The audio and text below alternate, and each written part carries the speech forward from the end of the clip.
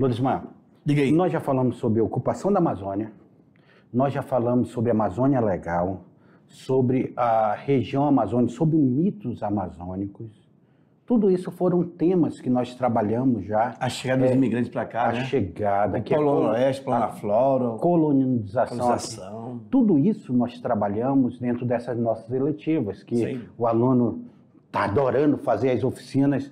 Depois daquela chamada que nós fizemos, o aluno está aqui bombando nas nossas oficinas, nas nossas eletivas, aqui de humanas. Sim. Mas, E agora? Mas tem algo que a gente ainda não falou, sobre as populações da Amazônia. As populações tradicionais da Amazônia. Os povos, né? Os povos da Amazônia. Porque nós precisamos falar do indígena, Sim. do quilombola, Sim. do ribeirinho, Sim. do extrativista. Sim. Porque são povos que vivem de baixo impacto com a Amazônia. Historicamente, é claro, com algumas exceções, mas historicamente, esses povos eles souberam conviver melhor com a natureza, com o meio ambiente. Exatamente. Souberam lidar o dia a dia.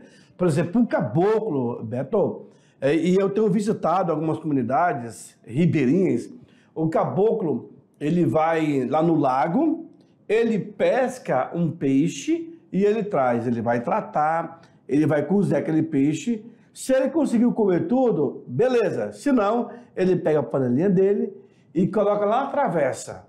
Isso ele vai jantar. O homem branco, o cara que é capitalista, se ele vai no lago, e eu conheço um camarada que ele leva lá o isopor dele. Se ele vê que tá muito peixe, ele vai levar todinho para casa.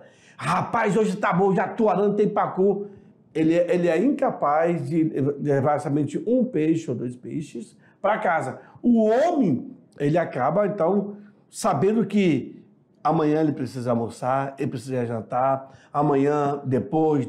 Então, se ele tirar tudo dali da natureza, ele vai viver como? Infelizmente, não tem condições. Até o próprio ribeirinho, que ele é pescador profissional, ele sabe que ele coloca a tarrafa dele lá, ele coloca a rede E ele dele escolhe o lá. peixe, o tamanho do peixe. Aí ele seleciona e diz, não, isso daqui não pode, isso daqui não pode. Porque ele tem consciência de que ele vai viver a vida dele, que ele é necessitando, precisando daquilo dali, precisando desse ciclo que é trabalhado dentro da natureza. E é isso que nós estamos falando. E a roça também. Sobre a sustentabilidade. O seringueiro, o caucheiro, o apanhador de castanha, o coletor de castanha, são pessoas, estivador, né? São pessoas que eles estão ali, eles sabem que a árvore em pé é o que vai dar o sustento para ele. Produz para ele. Uma castanheira no chão, ela pode virar madeira naquele momento, ela pode ser uma fonte de renda naquele momento, mas ela vai passar o resto da vida não rendendo mais nada para ele. Mas uma castanheira em pé, ela está o ano inteiro, todos os anos, por dezenas, ele vai colher castanha, os filhos dele e os netos dele vão colher castanha dali. Isso é uma consciência ambiental, né? Que o cara ele pensa sempre no futuro. Não é nem no amanhã, é no futuro. E isso se acaba se prescrevendo para o quilombola, para o ribeirinho, para o campesino, para o nosso nativo. Então, todos esses povos tradicionais, que nós iremos falar na eletiva de agora, acabam tendo consciência, porque eles necessitam da área onde eles vivem. Mas vamos entender, Vamos aí lá. na aula número 11, na tela para vocês, vamos entender o que são esses povos tradicionais. Conhecendo os povos tradicionais aí, o que são esses povos tradicionais? Populações tradicionais, ações comunitárias, capital social e educação. Um debate necessário à efetivação de reserva extrativista na Amazônia. Olha o tema da nossa aula, como é rica. Reservas extrativistas. Vamos entender. E aí, Beto, se me permite, eu queria voltar na lâmina anterior, nessa lâmina anterior. Isso, quando você fala dos povos tradicionais. A capa da nossa eletiva, que é o menino estudando em cima da folha da Vitória Régia, que é conhecida internacionalmente em homenagem à Rainha Vitória, quando um francês veio aqui e o batizou.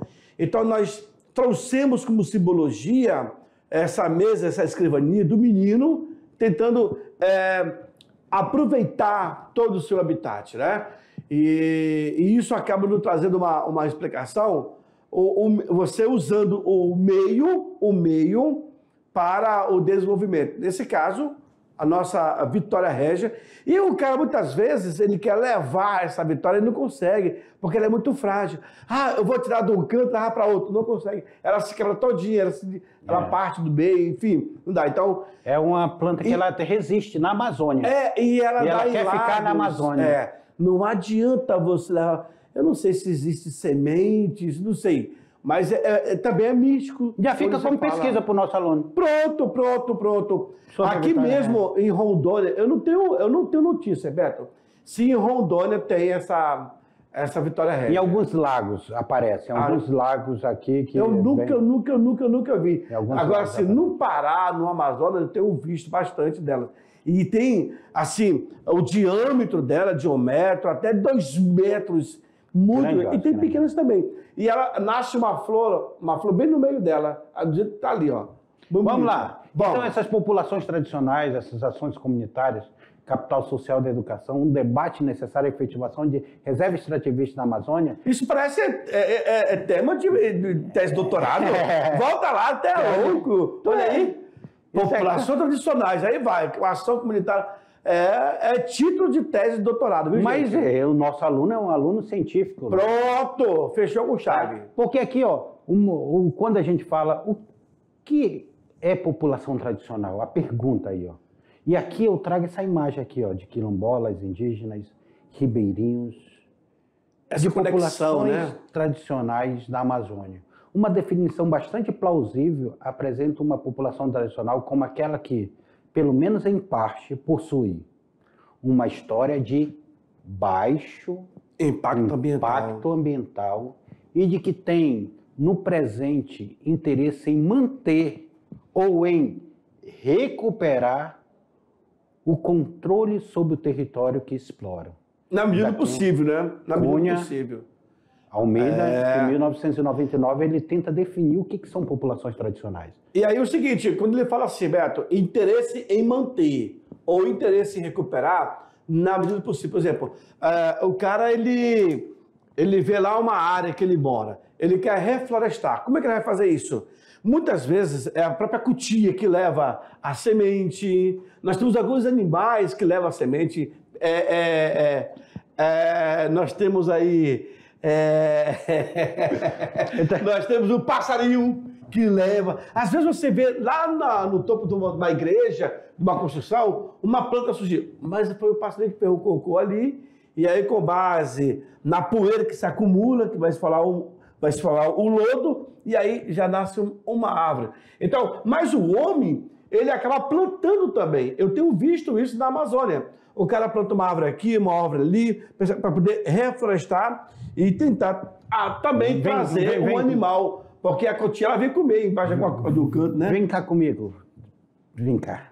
É interessante nós falarmos sobre isso, porque o homem coletor de castanha, o homem coletor da Amazônia, porque ainda existe o homem coletor. Sim. Tá? Quando ele quebra um ouriço, às vezes ele está transportando a castanha aqui naquele paneiro dele cheio, e ao longo do caminho aquela castanha vai caindo. Acaba caindo. E ela vai sendo absorvida pela terra. Daqui a 10, 15 anos, já nasce. Aquela semente, ela já se transformou numa castanheira. É porque ela vai apodrecer. O próprio homem, ele passa a ser o cultivador. Sim.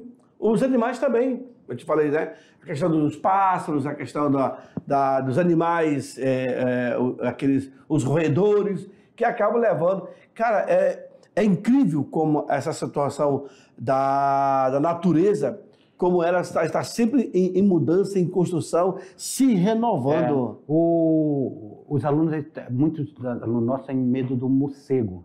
Só que o morcego ele é frutífero. Mas nós temos milhares, se não me engano. Tá? Eu tenho lá em casa, eu tenho as palmeiras lá em casa, eu sei qual é a época da fruta, porque eu olho lá no meu gramado e eu vejo qual é a fruta que eles estão comendo. Que eles derrubam no meu gramado. Aí eu sei que isso é a época do caju, da goiaba e tudo, porque eles derrubam lá no jardim. Porque os morcegos, eles também têm esse papel, eles levam a semente. É por isso que nós não podemos matar o morcego. Legal. Pegando esse teu gancho, para não esquecer, temos essa leitura amazônica também. quando o cara fala assim, Beto, olha, na lua cheia começa a pupunha. Com a força da lua, aí vem isso, vem aquilo, com a cheia. Cara, até o cara falou assim, olha, na terceira lua começa a brotar. Por exemplo, quando você fala, isso tudo aluno, é leitura amazônica. O cara fala assim, ó, nós estamos agora num período do verão.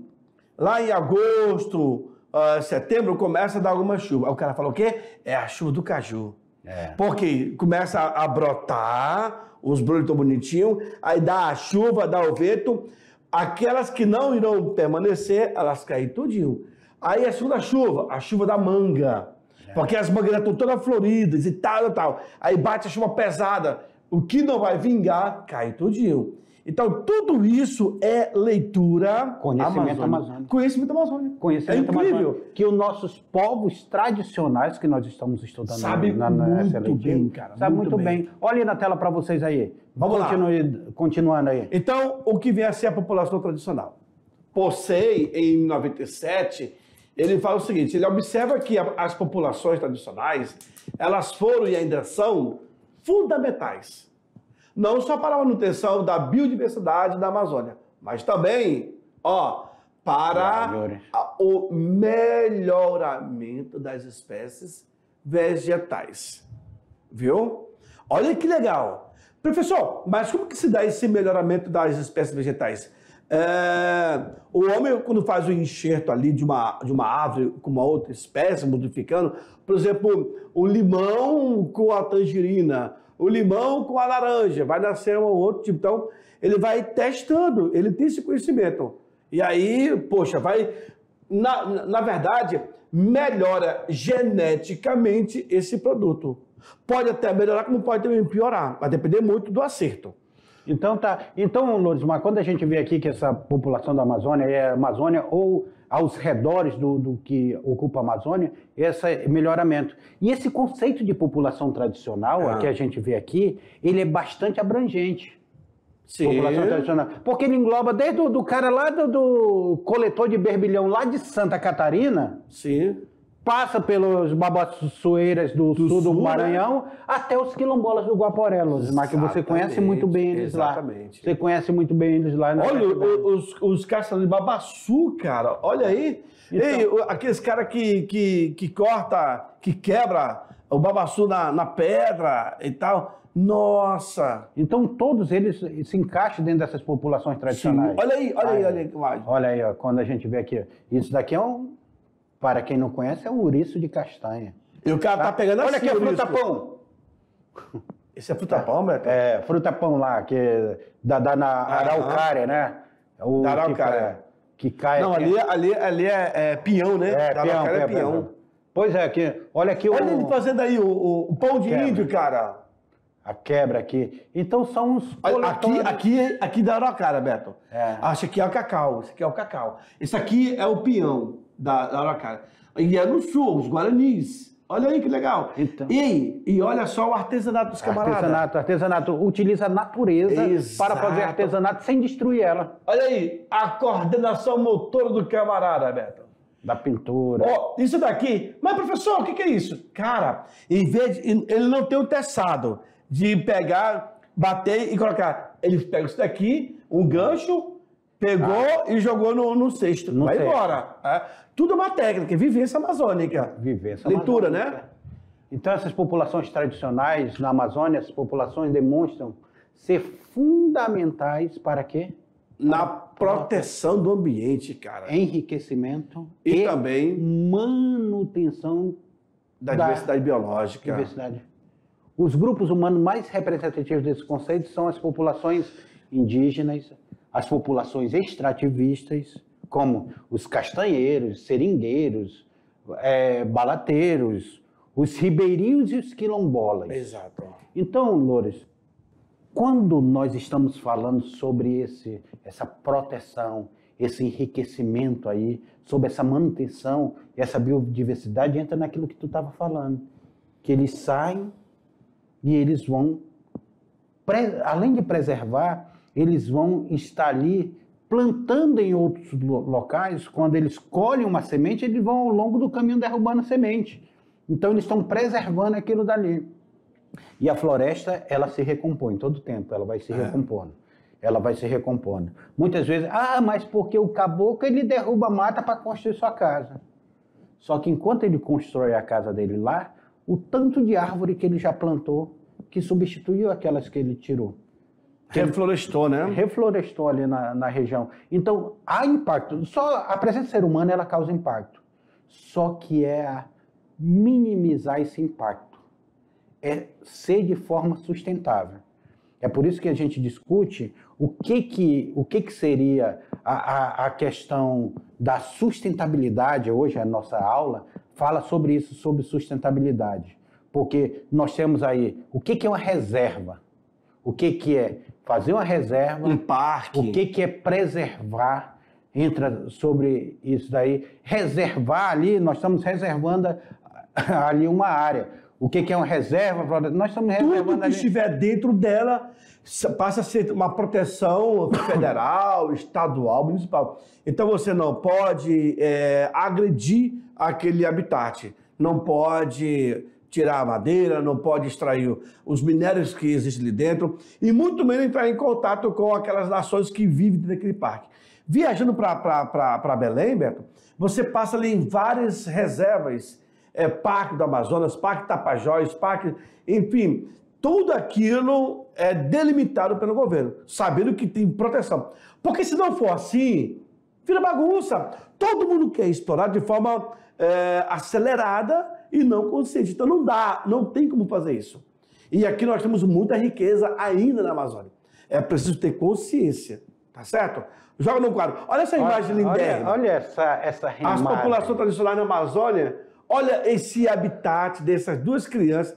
Basicamente tem os seus 11, 12 anos, cada uma delas, e já estão manuseando muito bem um remo, sentado na proa de uma canoa, que já não é uma canoa, é um barco de ferro, né, de alumínio, que é uma voadeira, mas geralmente é uma canoa e os caras têm uma habilidade. Esse daqui, mesmo com um pedaço de pau que se faz o remo. Lorimar, tu falou em proa de canoa. O nosso aluno está perguntando o que é proa, professor. Na proa é no bico, bico, né? Pessoal, vai na proa. Pessoal, na Amazônia nós temos até que entender essa linguagem, né? Proa, frente, tá? Popa, atrás. Então, vai pra proa da canoa, menino. Olha a linguagem aí, vai pra proa. Então o menino tem que correr pra frente, senão a canoa... Beto, tu já citou uma piroga? Tá, olha aí, ó. Então, são as linguagens... Não. O Beto... Volta lá. Olha o Beto... Volta aí, abre aqui. Vem pra nós aqui. O Beto nunca citou numa piroga. Gente, a piroga é isso daqui, ó. Ó, deixa eu mostrar aqui, ó. Piroga... vai lá, segura. A piroga é esse banco do barco. Viu, Beto? Cada divisa lá, ela tem um nome. É chamado de piroga, olha que legal.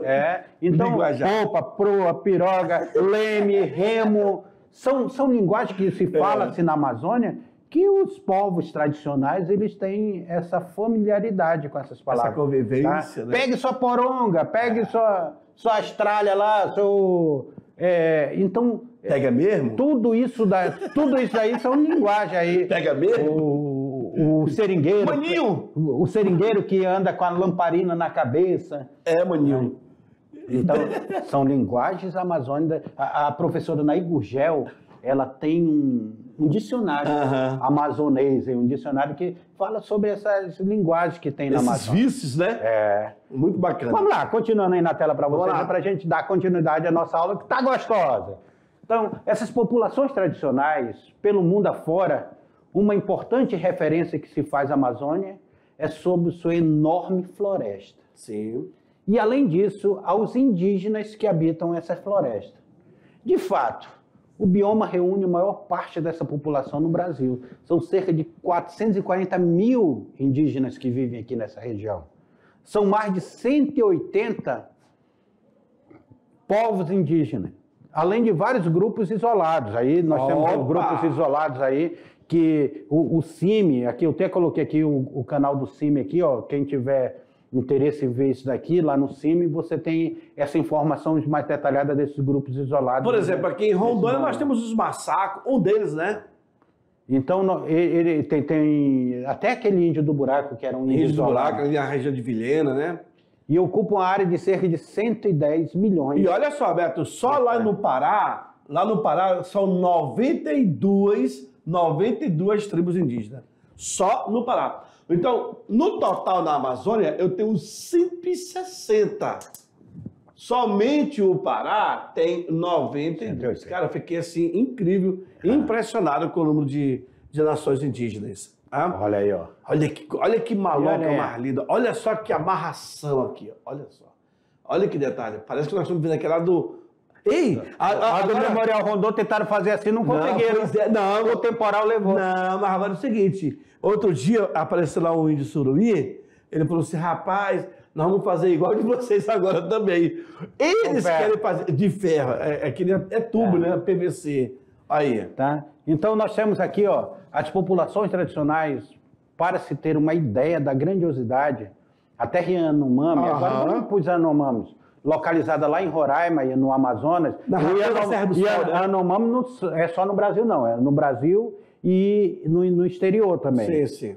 As terras indígenas possuem um papel fundamental para garantir a proteção dos direitos e da identidade desses povos, cujos meios de vida possibilitam a manutenção da floresta e de seus recursos há tantas gerações, Lorena. E que atualmente a terra Yanomami está sendo muito visitada ali pela Venezuela, aquela região, até pela Colômbia e a Guiana. Os caras estão invadindo essas terras porque sabe que tem riqueza ali dentro. Veja, são para mais de 25 mil índios. Olha aqui, ó, o Yanomami que pega a Venezuela. Isso. Olha aqui o trecho que pega a Venezuela e o trecho de Yanomami que pega o Brasil, pega o Amazonas aqui e Roraima.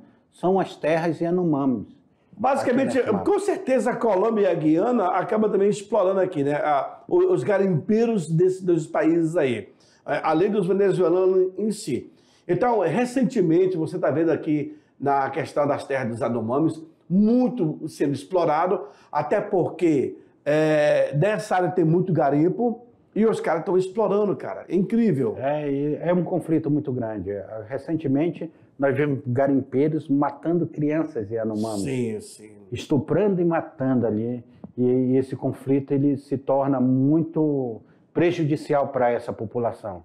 Então, são povos tradicionais que vivem no Brasil há milhares de anos. E aí eu te chamo o seguinte, Beto. Como nós estamos falando sobre povos tradicionais, especificamente sobre os nossos nativos, o que diria Rondon hoje a respeito disso?